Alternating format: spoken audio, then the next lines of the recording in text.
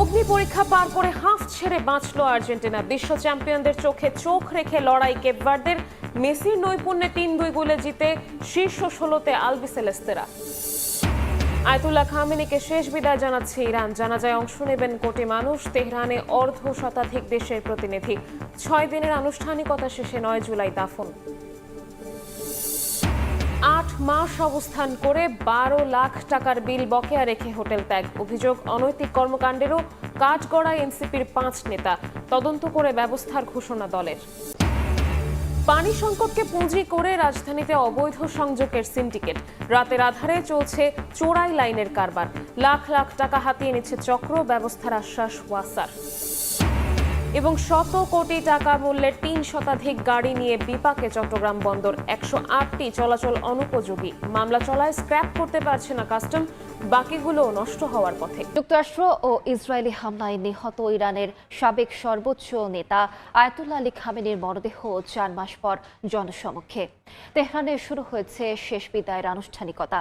রাজধানীর grand মোসাল্লায় Khamenei সহ তার পরিবারের ৫ সদস্যের কফিন ঘিরে এখন শোকের ছায়া। ৯ জুলাই মাশহাদে হবে চূড়ান্ত দাফন। এদিকে রাষ্ট্রীয় জানাজার প্রস্তুতির মধ্যে হামলা না চালাতে ওয়াশিংটন তেল আবিবকে সতর্ক বার্তা দিয়েছে তেহরান। গত ফেব্রুয়ারিতে যুক্তরাষ্ট্র ইসরায়েলের যৌথ হামলায় সপরিবারে নিহত হন ইরানের সর্বোচ্চ নেতা আয়াতুল্লাহ আলী খামেনি। ৪ মাস প্রতীক্ষার পর অবশেষে জনসমক্ষে তার মরদেহ। শুক্রবার তেহরানের ইমাম খোমেনি গ্র্যান্ড মোসাল্লায় নেওয়া হয় জাতীয় পতাকায় মোড়ানো তার কফিন। খামেনির পাশাপাশি একই হামলায় প্রাণ হারানো তার মেয়ে, জামাতা, পুত্রবধূ এবং ১৪ মাস বয়সী নাতনির কফিনও রাখা হয় সেখানে। প্রিয় নেতা ও তার স্বজনদের প্রতি শেষ শ্রদ্ধা জানাতে সকাল থেকেই মোসাল্লায় ভিড় করছেন লাখো মানুষ।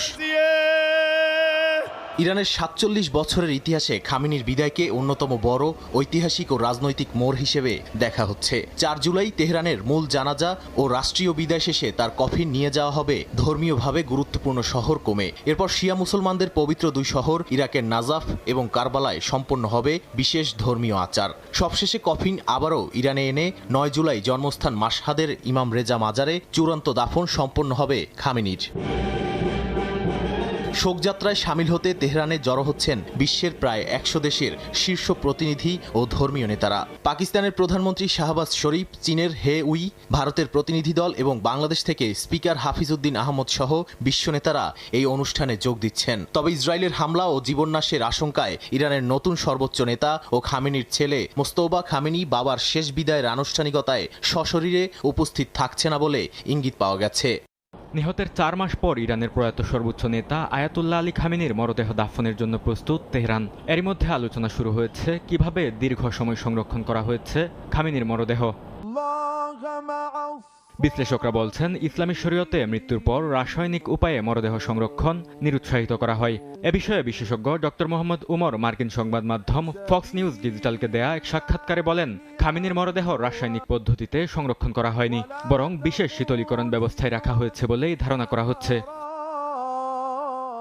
ডক্টর উমর বলেন, ইরানের ফরেনসিক মর্গে প্রয়োজন হলে কয়েক মাস পর্যন্ত মরদেহ সংরক্ষণের ব্যবস্থা রয়েছে। ফলে ৪ মাস ধরে হিমায়িত অবস্থায় মরদেহ সংরক্ষণ করা দেশটির ধর্মীয় ও আইনি কাঠামোর সঙ্গে সামঞ্জস্যপূর্ণ। তবে এই বিশেষজ্ঞ মনে করেন, জনসমক্ষে প্রদর্শনের মতো অবস্থায় মরদেহের সব অংশ অক্ষত নাও থাকতে পারে। তার দাবি, বাংকার বিধ্বস্তি হামলায় খামেনি নিহত হওয়ার পর তার মরদেহ এবং নিহত অন্যদের দেহাবশেষ কয়েক সপ্তাহ ধরে উদ্ধার করা হয় এবং পরে ডিএনএ পরীক্ষার মাধ্যমে তাদের পরিচয় নিশ্চিত করা হয়। গাজায় কাগজে কলমে যুদ্ধবিরতি থাকলেও মাঠের বাস্তবতা ভিন্ন। স্থানীয় সময় বৃহস্পতিবারও যুদ্ধবিরতি উপেক্ষা করে ড্রোন হামলা চালিয়েছে ইসরায়েল। মধ্য গাজার নুসাইরাত শরণার্থী শিবিরে মোটরসাইকেল লক্ষ্য করে এবং দক্ষিণ গাজার খান ইউনিসে আলাদা ড্রোন হামলা চালায় দখলদার বাহিনী। এতে বেশ কয়েকজন আহত হওয়ার খবর জানিয়েছে জরুরি সেবা কর্তৃপক্ষ। এছাড়া ২৪ ঘন্টায় বেশ কয়েকজন ফিলিস্তিনির প্রাণহানিরও খবর পাওয়া গেছে। গাজার স্বাস্থ্য কর্তৃপক্ষের তথ্য অনুযায়ী ২০২৩ সালের অক্টোবর থেকে ইসরায়েলের হামলায় এখন পর্যন্ত নিহতের সংখ্যা ৭৩,০০০ ছাড়িয়েছে। আহত ১,৭৩,০০০-এর বেশি মানুষ। গেল বছরের অক্টোবরে যুদ্ধবিরতির পরও ১,০০০-এর বেশি ফিলিস্তিনি নিহত হয়েছেন বলে বিভিন্ন প্রতিবেদনে উল্লেখ করা হয়েছে। এদিকে ধ্বংসস্তূপ সরানোই এখন গাজার পুনর্গঠনের সবচেয়ে বড় চ্যালেঞ্জ হয়ে দাঁড়িয়েছে। গাজা সিটির মেয়র রুশদি আল সাররাজ জানিয়েছেন, পুরো উপত্যকায় প্রায় 6,80,00,000 টন ধ্বংসাবশেষ ছড়িয়ে রয়েছে। সড়ক সচল করা গেলেও আবাসিক, বাণিজ্যিক এবং সরকারি ভবনের ধ্বংসস্তূপ সরাতে জাতিসংঘ সহ আন্তর্জাতিক সংস্থাগুলোর আরও দ্রুত পদক্ষেপের আহ্বান জানিয়েছেন তিনি। অধিকৃত পশ্চিম তীরেও অভিযান অব্যাহত রেখেছে দখলদার বাহিনী। সিলওয়ান এলাকায় ফিলিস্তিনি তরুণদের ওপর হামলার পাশাপাশি ঘটেছে গ্রেপ্তারের ঘটনাও। ওই এলাকায় একটি বাড়িতেও অভিযান চালানো হয়। এছাড়া জেরুজালেমের পূর্বাঞ্চলের মিকমাসে স্থানীয় কাউন্সিল ভবন দখল করে সামরিক ঘাঁটি স্থাপন করেছে দখলদার বাহিনী। যুদ্ধবিরতির মধ্যেও লেবাননে হামলা অব্যাহত রেখেছে ইসরায়েল। সবশেষ দক্ষিণ লেবাননের নাবাতিহ শহরের আল ফাওকার গান্দুর হাসপাতালকে লক্ষ্যবস্তু বানানো হয়েছে। বৃহস্পতিবার চালানো ওই বিমান হামলায় হাসপাতাল ভবনের ব্যাপক ক্ষয়ক্ষতি হয়েছে বলে খবর পাওয়া গেছে। এ সময় ইসরায়েলের উত্তরাঞ্চলের আভাসদিম ও ইরওয়ান এলাকায়ও বিমান হামলার সতর্কতামূলক সাইরেন বেজে ওঠে। লেবাননের স্বাস্থ্য মন্ত্রণালয়ের তথ্য অনুযায়ী গেল মার্চ থেকে ইসরায়েলি হামলায় এখন পর্যন্ত অন্তত 4,000-এর বেশি মানুষ নিহত হয়েছেন, আহত 12,000-এর বেশি। ইরান যুক্তরাষ্ট্র চুক্তিতে লেবাননে হামলা বন্ধের বিষয় অন্তর্ভুক্ত থাকলেও প্রতিদিন প্রাণহানির সংখ্যা নতুন করে উদ্বেগ বাড়াচ্ছে। এদিকে সমালোচনার জেরে ইসরায়েলের সঙ্গে লেবানন সরকারের চলমান আলোচনা নিয়ে মুখ খুলেছেন লেবাননের প্রেসিডেন্ট জোসেফ আউন। বলেন, এই আলোচনা লেবাননের স্বার্থ রক্ষার লক্ষ্যেই হচ্ছে। দেশের 1 ইঞ্চি ভূখণ্ডও ছাড় দেয়া হবে না বলেও মন্তব্য করেন তিনি। এমন পরিস্থিতিতে ব্রিটিশ ও পাকিস্তানি প্রতিনিধি দলের সঙ্গে বৈঠক করেছেন লেবাননের সেনাপ্রধান জেনারেল রুডলফ হাইকাল। এতে নিরাপত্তা পরিস্থিতি, কাঠামোগত চুক্তি বাস্তবায়নের অগ্রগতি এবং লেবাননের সেনাবাহিনীকে আরও সহায়তার বিষয় নিয়ে আলোচনা করা হয়। একই সময়ে বৈরুতে পারস্পরিক সার্বভৌমত্ব, ভৌগোলিক অখণ্ডতা এবং একে অপরের অভ্যন্তরীণ বিষয়ে হস্তক্ষেপ না করার অঙ্গীকার করে একটি চুক্তি স্বাক্ষর করেছে লেবানন ও সিরিয়া। পাকিস্তানের বেলুচিস্তানে নিয়ন্ত্রণ হারিয়ে যাত্রীবাহী বাস খাদে পড়ে অন্তত 40 জন নিহত হয়েছেন, আহত হয়েছেন 8 জন। স্থানীয় সময়ে শুক্রবার খাইবার পাখতুনখোয়ার ডেরা ইসমাইল খান সীমান্তে প্রবেশের পর পেশোয়ারগামী বাসটি খাদে পড়ে যায়। খাদটির গভীরতা 70 থেকে 80 ফিট গভীর বলে জানিয়েছে পুলিশ। দুর্ঘটনার পরপরই শুরু হয় উদ্ধার অভিযান। বাসটিতে মাঝপথে খারাপ হয়ে যাওয়া অন্য একটি বাসের যাত্রী ছিল বলেও জানা গেছে। নিহতদের পরিচয় শনাক্তে কাজ করছে আইন শৃঙ্খলা বাহিনী। এদিকে এই ঘটনায় শোক জানিয়েছেন দেশটির প্রেসিডেন্ট আসিফ আলী জারদারি। ভেনেজুয়েলায় ভয়াবহ ভূমিকম্পের 1 সপ্তাহ পেরোলেও চলছে উদ্ধার কাজ। বৃহস্পতিবারও এক নিরাপত্তা রক্ষীকে জীবিত উদ্ধার করা হয়। সরকারি হিসেবে এই দুর্যোগে প্রাণহানি বেড়ে দাঁড়িয়েছে 2,595 জনে। আহত হয়েছেন 11,000-এরও বেশি মানুষ। তবে সরকারের বিরুদ্ধে হতাহতের প্রকৃত তথ্য গোপনের অভিযোগ তুলেছেন বিরোধী নেত্রী মারিয়া করিনা মাচাদো। ভূমিকম্পে ধ্বংসস্তূপে আটকা পড়েছিলেন 8 দিন। এরপর অলৌকিকভাবে বেঁচে ফিরলেন হার্নান আলবার্তো গিল।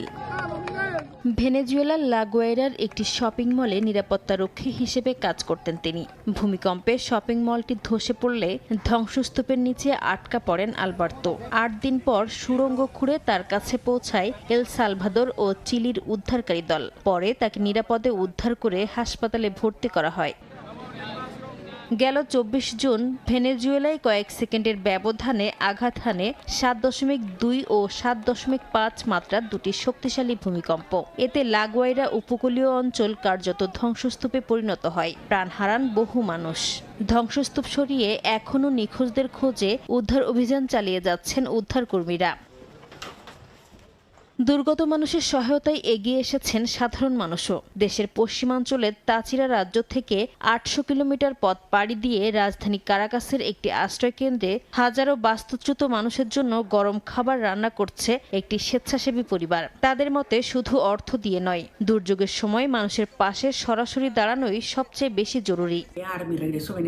এদিকে বিরোধী নেত্রী মারিয়া করিনা মাচাদো সরকারের বিরুদ্ধে ক্ষয়ক্ষতির প্রকৃত তথ্য গোপনের অভিযোগ তুলেছেন। দেশটির মানবাধিকার সংস্থা প্রভেয়াও বলছে, সরকারি হিসাব নিয়ে অনেক প্রশ্ন রয়ে গেছে। তবে নিখোঁজের সংখ্যা অনেক বেশি থাকায় প্রকৃত প্রাণহানির চিত্র সামনে আসতে আরও সময় লাগবে বলছেন সংশ্লিষ্টরা। মর্গগুলোতেও তৈরি হয়েছে চরম চাপ। অনেক মরদেহের পরিচয় শনাক্ত করতে ট্যাটু, পোশাক বা দাঁতের গঠনের উপর নির্ভর করতে হচ্ছে। ব্যয়বহুল হওয়ায় ডিএনএ পরীক্ষাও করা হচ্ছে না। নিখোঁজ স্বজনদের খুঁজতে অনেকেই এখন বেসরকারি অনলাইন ডেটাবেজের সহায়তা নিচ্ছেন। রাশিয়ার ভয়াবহ ক্ষেপণাস্ত্র ও ড্রোন হামলায় কেঁপে উঠল ইউক্রেনের রাজধানী কিয়েভ। টানা 11 ঘন্টার হামলায় নিহত হয়েছেন 21 জন, আহত অন্তত 90 জন। মস্কো বলছে রুশ তেল স্থাপনায় ইউক্রেনের হামলার জবাবে চালানো হয়েছে এই আক্রমণ। মার্কিন এক গবেষণা প্রতিষ্ঠানের তথ্য বলছে 4 বছরের যুদ্ধে মোট হতাহতের সংখ্যা 20 লাখ ছাড়িয়েছে।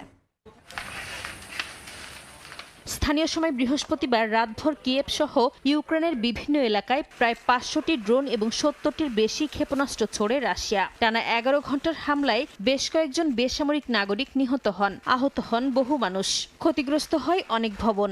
আবাসিক ভবন ধসে পড়ায় ধ্বংসস্তূপে আটকে পড়াদের উদ্ধারে দিনভর অভিযান চালিয়েছে জরুরি সেবা বিভাগ। বিমান হামলার সতর্কতায় মেট্রো স্টেশনগুলোতে আশ্রয় নিতে দেখা যায় বহু মানুষকে। 4 বছরেরও বেশি সময় ধরে চলা যুদ্ধে রাজধানীতে এটি সবচেয়ে ভয়াবহ হামলা বলে দাবি করেছে ইউক্রেন।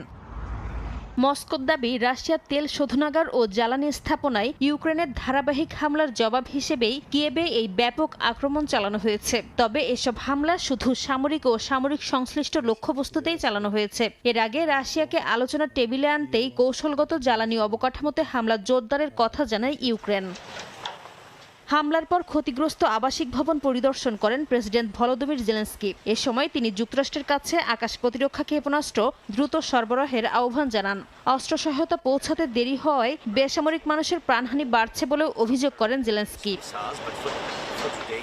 এদিকে যুদ্ধে হতাহত নিয়ে নতুন করে উদ্বেগ প্রকাশ করেছে যুক্তরাষ্ট্রভিত্তিক গবেষণা প্রতিষ্ঠান centre for strategic and international studies CSIS। তাদের বিশ্লেষণে বলা হয়েছে 2022 সালে পূর্ণমাত্রা যুদ্ধ শুরুর পর থেকে দুই পক্ষের মোট হতাহতের সংখ্যা 20 লাখ ছাড়িয়েছে। এর মধ্যে রাশিয়ার হতাহতের সংখ্যা প্রায় 14 লাখ, ইউক্রেনের 6 লাখের বেশি। গবেষণাটি আরও বলছে, চলতি বছর এখন পর্যন্ত প্রতি একজন ইউক্রেনীয় সেনার বিপরীতে প্রায় 8 জন রুশ সেনা হতাহত হয়েছেন।